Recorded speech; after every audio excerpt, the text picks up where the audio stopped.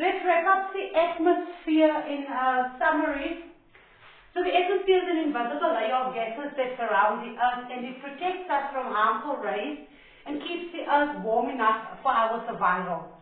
There are main gases in the atmosphere. The biggest gas in the atmosphere is nitrogen, and nitrogen symbol is N2, and 78% of the atmosphere consists of nitrogen.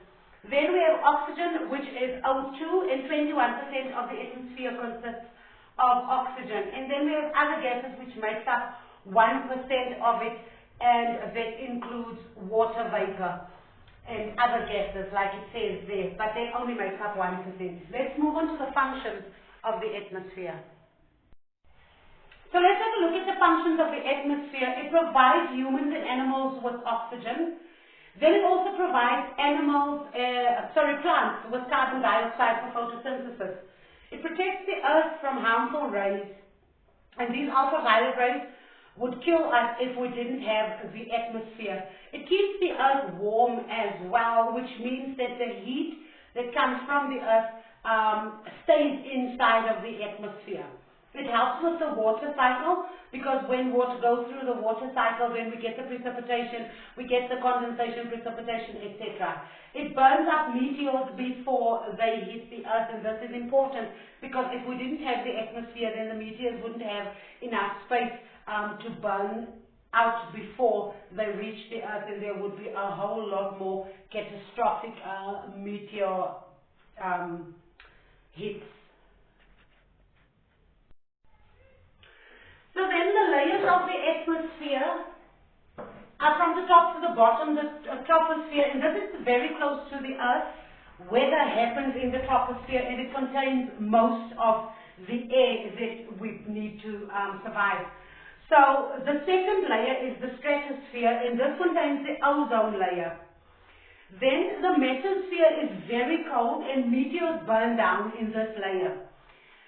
Also in the stratosphere, jets fly. So jets would fly, you would find them in the stratosphere.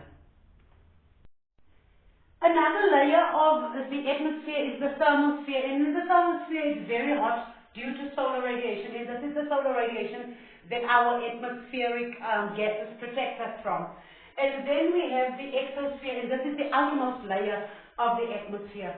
Now, human impact on the atmosphere is air pollution, deforestation, and global warming. So when we pollute the air, it actually does impact the atmosphere. Because of deforestation, less oxygen is produced by trees and greenery, and then also global warming has quite an impact on the atmosphere because of the trapping of greenhouse gases inside the atmosphere. Let's have a look at the greenhouse gas effect.